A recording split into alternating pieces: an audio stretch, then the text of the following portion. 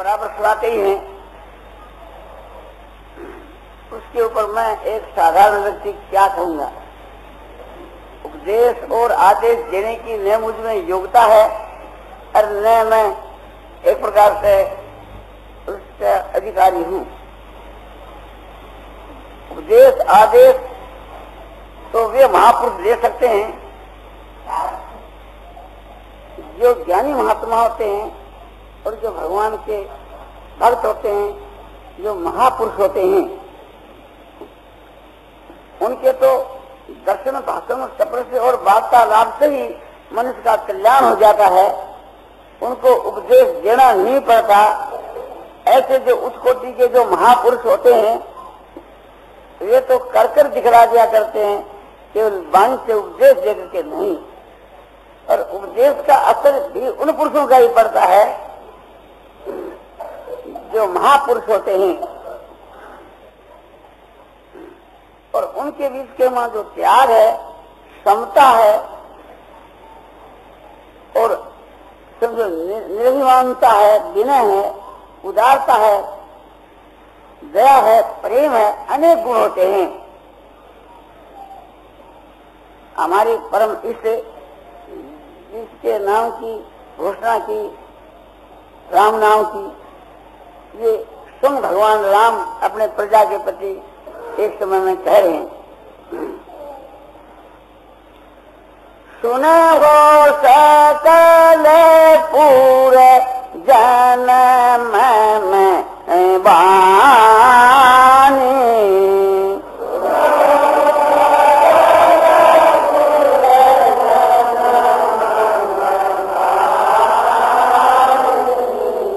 कौन कछो ममता और आनी,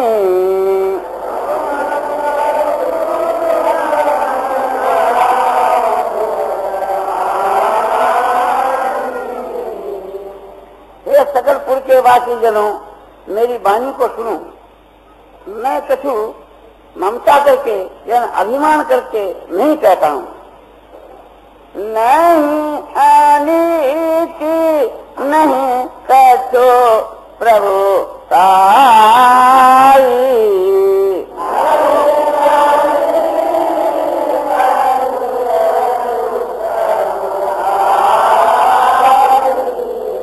सुनहु करहु जो तुम्हें ही सुहाई,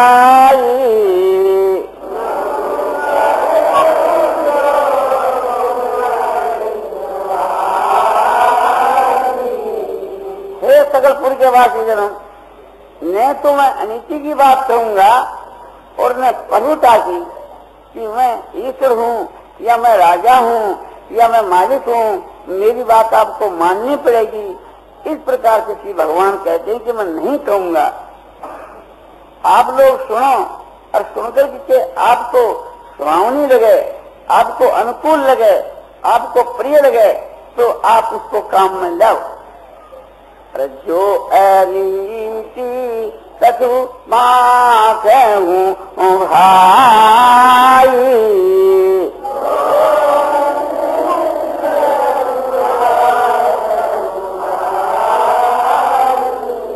तो मोही बर जऊ भय विसराई,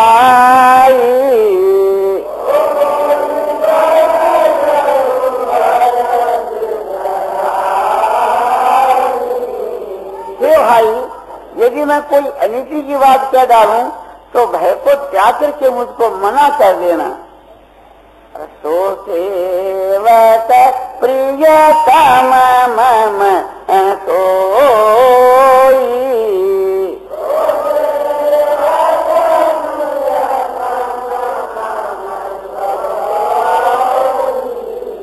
मम अनुशासन मानई जोई,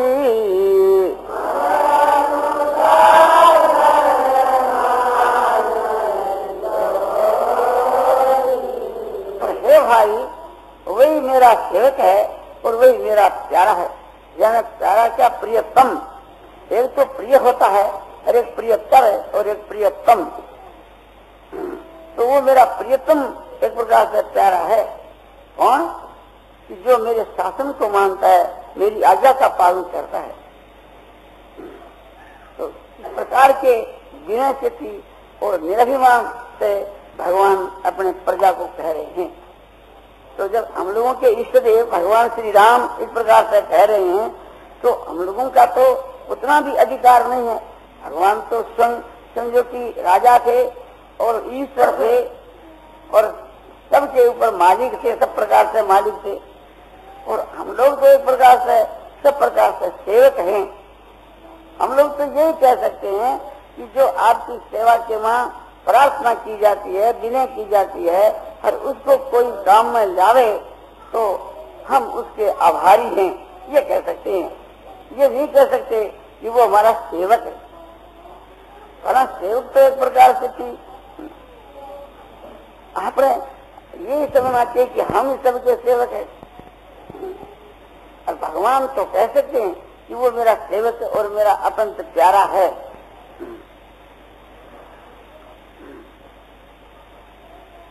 तो अब आपको कुछ प्रेम की बात है तो कही जाती है। वास्तव के वहां प्रेम वाणी का विषय नहीं है जो कहा जा सके। इस प्रकार से थी दुनिया की तांत स्वराज नहीं गा सकती। इसी प्रकार से थी समझो कि भगवान के प्रेम के विषय के बीच में समझो कि वाणी जो है तो किसी नहीं कर सकती। प्रेम वाणी का विषय नहीं है, प्रेम एक भाव है।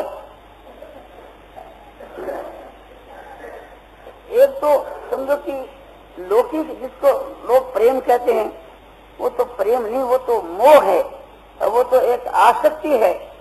जैसे स्त्री में, पुत्र में, धन में, रुपयों में, अपने मान बढ़ाई प्रतिष्ठा में, शरीर में, इस संसारिक पदार्थों के बीच के वहाँ जो प्रेम है वो तो आसक्ति है, आसक्ति। और वो एक प्रकार से थी अज्ञान पूर्वक होने के कारण से थी, मोह का कार्य होने से वो तो एक मोह ही है।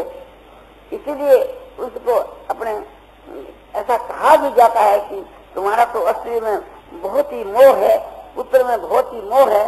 वास्तव के वहाँ मोह कहना उचित ही है, वो अज्ञान ही है। ज्ञान का जो कार्य जो आसक्ति है, तो वो जो संसार के बीच के वहाँ जिसको आप मोह कहते हो, आसक्ति कहते हो, मान बढ़ाई प्रतिष्ठा के वहाँ जो प्रीति कहते हो, वो तो बांधने वाली है, रसातल को ले जाने वाली है। वो जो संसार के वहाँ जो प्रेम है उसको हटा के और भगवान के वहाँ प्रेम करना है, और फिर भगवान के वहाँ भी वो प्रेम विशुद्ध करना है। वो हमारा जो संसार में प्रेम है वो शुद्ध नहीं है, और भगवान के वहाँ विशुद्ध प्रेम की आवश्यकता है। जो प्रेम है उसी का नाम समझो कि भक्ति है। ईश्वर पराम भक्ति, भक्ति ईश्वर के वहाँ जो परम अनुराग है उसी का नाम है तो भक्ति है। या यूं कहिए समझो कि साधन भक्ति का वो फल है जो प्रेम है। साधन अवस्था के बीच में जो भगवान के साथ में प्रेम होता है वो प्रेम, भगवान जो प्रेमी और समझो कि भक्त प्रेमास्पद भगवान की दृष्टि से, और भक्त की दृष्टि से थी भगवान प्रेमास्पद और भगत जो है तो प्रेमी। साधन अवस्था के बीच में जो प्रेम है वो सात्विक प्रेम है, और सिद्ध अवस्था के बीच के वहां, सिद्ध अवस्था के बीच के वहां तो वो गुणातीत है। तीनों गुणों से भगवान भी गुणातीत और साधक भी गुणातीत। क्योंकि जब साधक गुणातीत होता है तभी एक प्रकार से उसकी सिद्ध अवस्था कही जाती है। तो परमात्मा की प्राप्ति होने के बाद का जो प्रेम है वो प्रेम भी गुणों से अतीत है। वहाँ साधक और साध और साधन तीनों एक प्रकार से प्रेममय है, और तीनों ये तो चेतन है।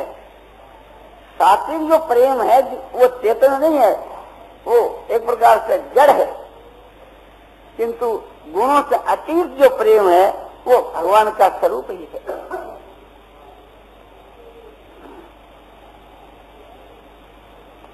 तो गुणों से अतीत जो प्रेम है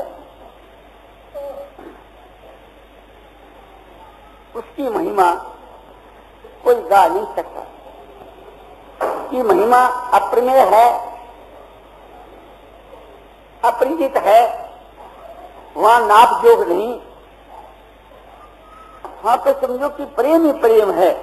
भगवान भी प्रेममय और भक्त भी प्रेममय। तो वहां तो प्रेम के मां ऐसे सब कोई मुग्ध हो जाते हैं, उस प्रेम की चर्चा कौन करे।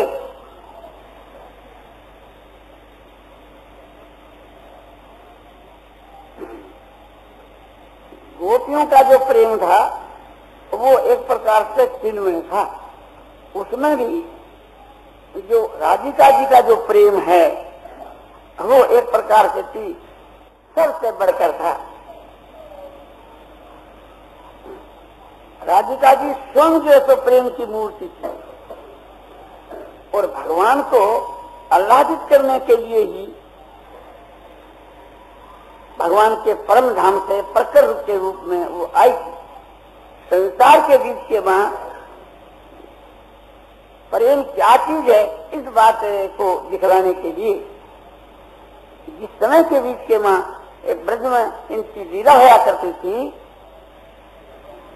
उस समय के बीच के वहां समझो कि मानो ब्रज के वहां साक्षात प्रेम ही प्रकट होकर के और नृत्य कर रहा है, नाच रहा है। उनकी सारी चेष्टा जो है तो भगवान को मुग्ध करने के लिए होया करती थी, भगवान को आह्लादित करने के लिए होया करती थी, क्योंकि वो आह्लाद ही नहीं सकती थी, ज्ञान प्रेम बन सकती थी, प्रेम स्वरूप एक प्रकार से थी और भगवान की प्रेम स्वरूप है। और भगवान की जो लीला होया करती थी वो सब राधिका जी को आह्लादित करने के लिए होया करती थी, अपने लिए नहीं।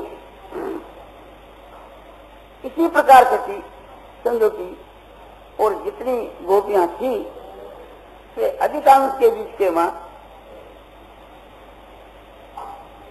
राधिका जी का ही अनुकरण किया करते। कोई सज्जन तो कहते हैं ये गोपियां जो है श्रुति जो है वेद की श्रुतियां वही गोपियों के रूप में प्रकट हुई। और कोई कहते हैं कि भगवान का जो परम धाम है और उसके बीच के वहां जो भगवान के जो प्रकर यानी भगवान के साथ के वहां लीला के वहां शामिल होने वाले वे यहाँ एक प्रकार से गोपियों के रूप में और गोपों के रूप में प्रकट हुए थे।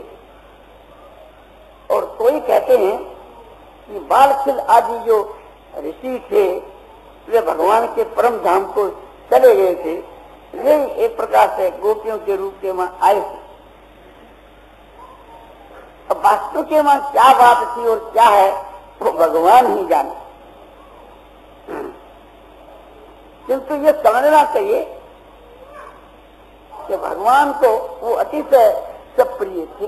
जितने जो भक्त थे गोपी के रूप में और गोपों के रूप में सभी भगवान को जो है अतिशय प्रिय थे, या यूं कह सकते हैं कि वे प्रियतम थे।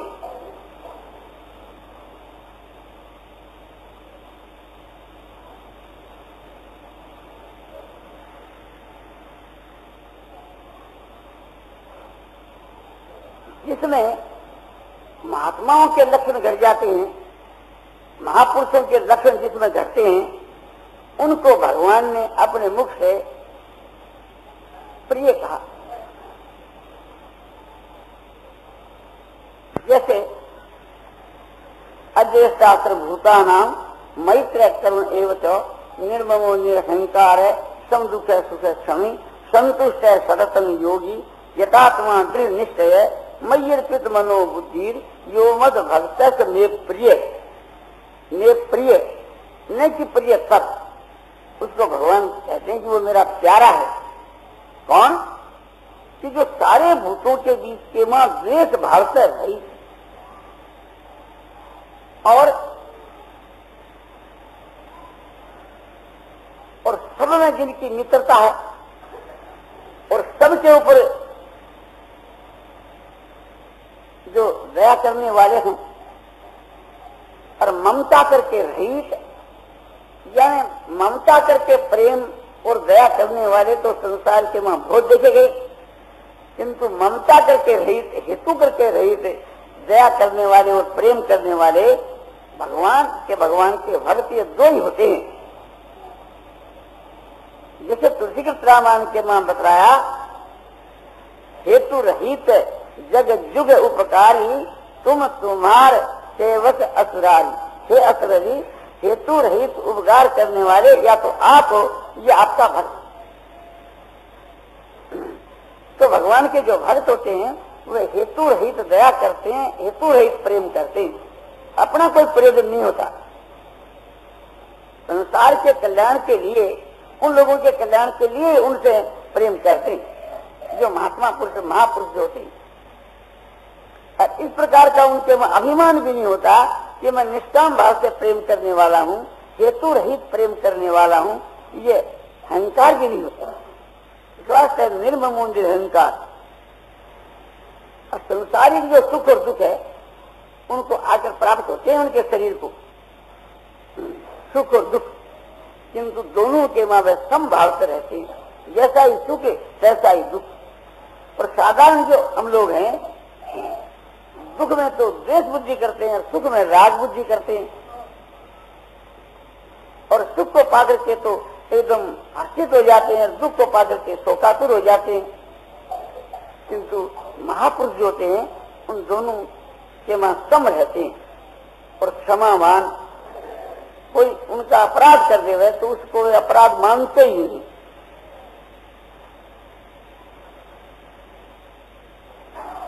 न उसका बदला चाहते हैं और हर वक्त आनंद के मां मगन रहते हैं। संतुष्ट है सततम योगी। ऐसे महापुरुष जो हैं हर वक्त आनंद के मां मस्त रहते हैं, संतुष्ट रहते हैं। और वे कहते हैं कि जिन्होंने आत्मा को यानी मन को जीत लिया है और जिनकी बुद्धि है तो स्थिर है, ऐसे जो पुरुष, उनके लिए भगवान कहते हैं मय्य अर्पित मनोबुद्धि, मुझमें ही अर्पण कर दिया मन और बुद्धि जिनने। बुद्धि का अर्पण करना क्या कि बुद्धि के द्वारा मेरा निश्चय किए हुए जो चित्त है उनकी बुद्धि के बीच के मां मेरा स्वरूप का यथार्थ ज्ञान है। मैं जैसा हूं, जिस प्रकार का हूं, उसको यथार्थ ज्ञान उनके चित्त में। मेरा जो साकार रूप है, निराकार रूप है, सगुण है, निर्गुण है, ये महात्मा पुरुष अच्छी प्रकार से अपनी बुद्धि से उन्होंने निश्चय कर लिया, समझ लिया, और उसी के अनुसार, एक प्रकार से समझ के अनुसार ही मुझ परमात्मा में मन को तन्मय कर देते हैं।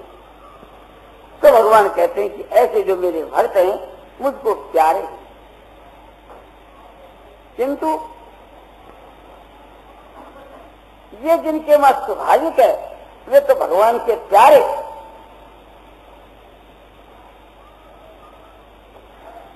और जो इन लक्षणों को अपने में लाने के वास्ते साधन करते हैं, प्रयत्न करते हैं, जो साधक पुरुष है वह उत्सुक है कि हम इस प्रकार के बने।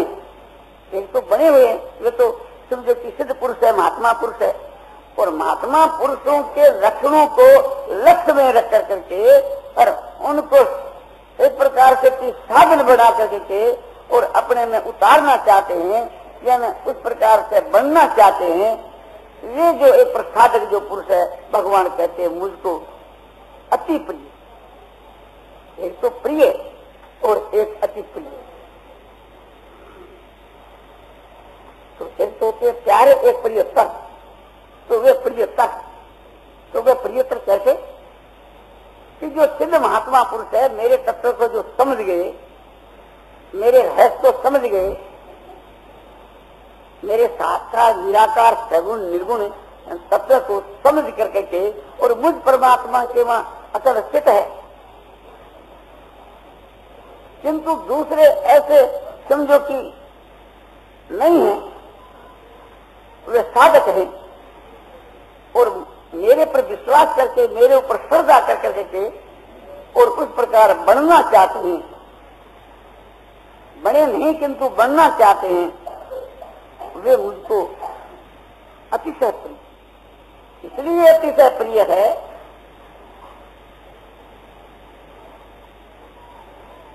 कि उनकी दृष्टि में मेरा कोई प्रभाव नहीं, मेरे कोई गुण नहीं।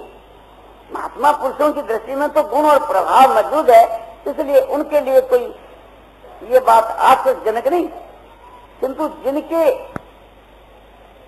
हृदय के बीच के मां मेरा वास्तविक ज्ञान नहीं है और मेरे ऊपर निर्भर होकर करके और मुझको जानना चाहते हैं, मुझको प्राप्त करना चाहते हैं, सुन करके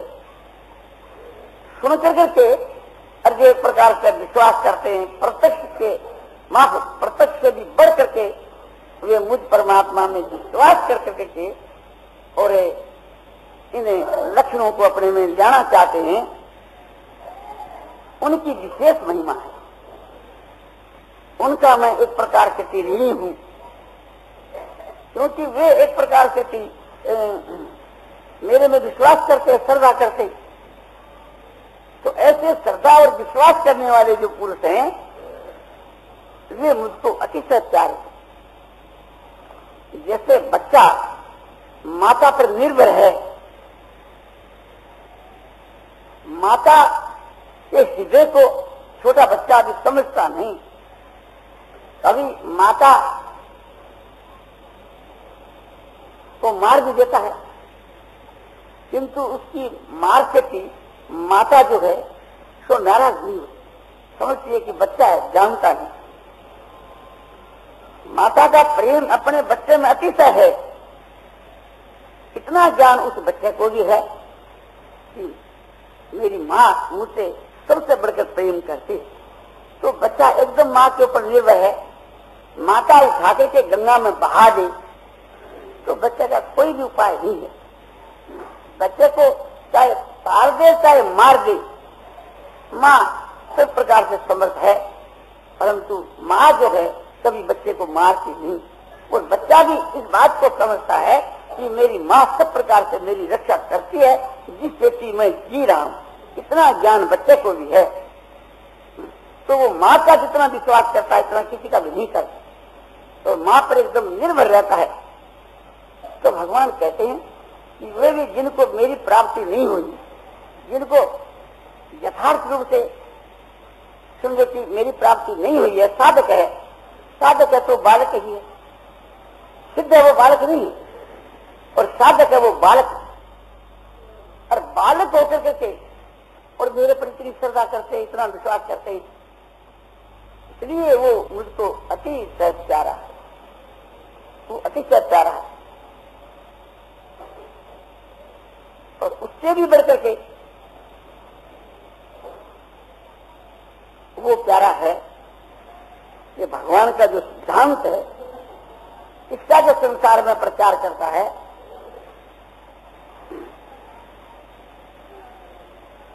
ग्राहक जो है अपनों को प्यारा लगता है।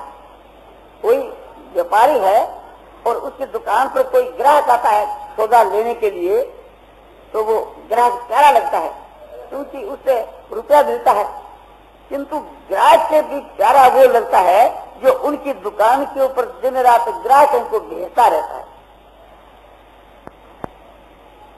वो उन ग्राहकों से भी बढ़कर के प्यारा लगता है। वो समझता है कि हमारी दुकान पर जो ग्राहक आ रहे हैं वो उनकी कृपा से आ रहे हैं। तो भगवान का जो भक्त जो प्यारा है, उससे भी ज्यादा प्यारा वो भक्त है कि जो दूसरों को भगवान का भक्त बना रहा है।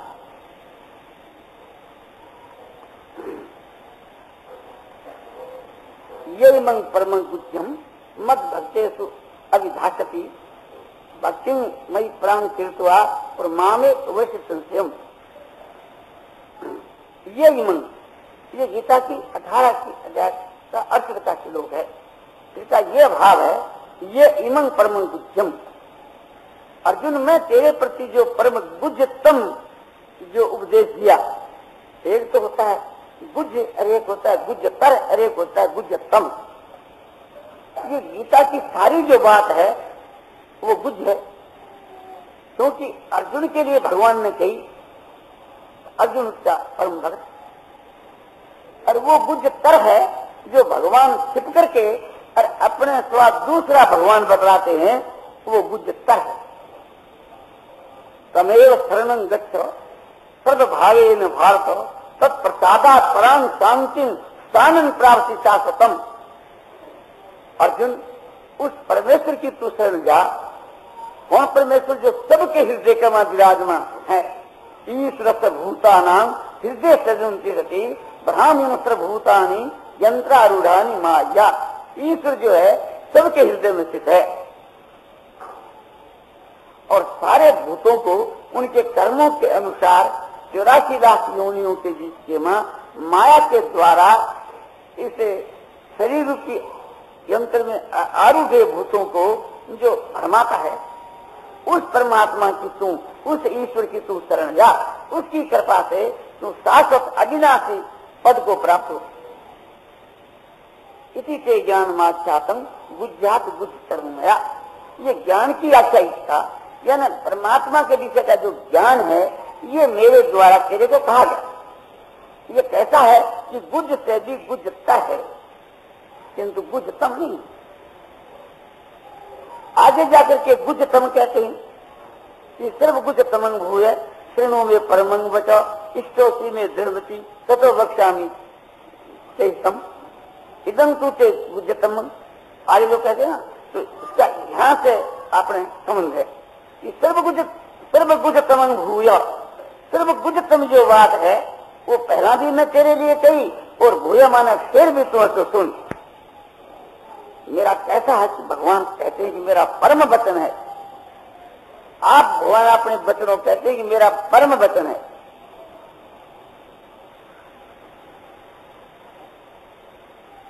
सुनो में परम वचन, मेरे परम वचन को तू सुन। इष्टोसी में दृढ़ मिट्टी, तू मेरा अतिशय प्यारा है, अतिशय दृढ़ प्यारा है। प्यारा ही नहीं, अतिशय दृढ़ प्यारा है। यानी समझो कि अतिशय प्रियतर कहो या प्रियतम कहो, ततो बख्शामि तेहि तम। इसलिए मैं तेरे हित के लिए ये बात तो कहता हूँ। ये क्या कहते हैं कि मन मना हो मद भक्तो और मदिया जी मांग नमस्कुरु। मेरे में मन को लगा और मेरा भक्त हो जा, मेरी पूजा कर और मुझको तू नमस्कार कर।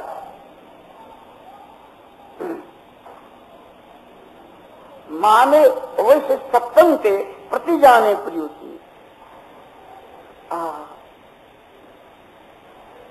मैं तेरे प्रति सत्य प्रतिज्ञा करके कहता हूं कि तू मुझको ही प्राप्त होगा। ये प्रतिज्ञा मैं क्यों करता हूं कि तू मुझको अतिशय प्यारा है।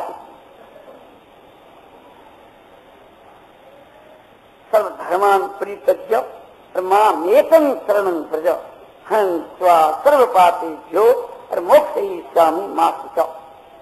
सारे धर्मों को तू मुझ परमात्मा में समर्पण कर दे और तू केवल एक मेरी शरण आ जा।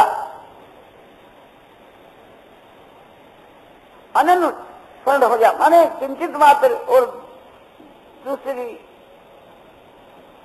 चीज की शरण मत ले। मैं तेरे को सारे पापों से मुक्त कर दूंगा, तू शोक मत कर। इदं तेना तपस्काय ना भक्ताय कदाचन। ये जो वचन मैं तेरे प्रति कहा, जो तपहीन है उसको कदाचन न वाचन, उसको भूल करके भी कभी नहीं कहना, क्योंकि कहेगा तो वो एक प्रकार से मेरी निंदा करेगा और तू उसको बर्दाश्त नहीं कर सकेगा। लाभ तो होगा नहीं बल्कि नुकसान होगा। एकदम तो कहते कि ये जो मेरा वचन है अतपस्काय, जो तपहीन उसको नहीं करा, और अभक्ताय कदाचन न वाचन, जो मेरा भक्त नहीं है, मेरे में जिनकी श्रद्धा नहीं, मेरे में जिनका प्रेम नहीं, उनको भी भूल करके भी कभी नहीं कहना। और जो सुनना नहीं चाहते उसको भी नहीं कहना। अनादर करना है मेरे वचनों का, और जो मेरे गुणों के बीच के वहां दोष दृष्टि करता है उसको भी नहीं करना। गुणों के वहां दोष दृष्टि कैसे? कि जैसे भगवान श्री कृष्णचंद्र जी जो हैं बड़े उत्कोटि के महापुरुष थे, किंतु उन्होंने प्रतिज्ञा की थी कि मैं जो है तो युद्ध के वहां शस्त्र नहीं लूंगा। किंतु जिस समय के बीच में घोर युद्ध होने लगा और भीष्म जी ने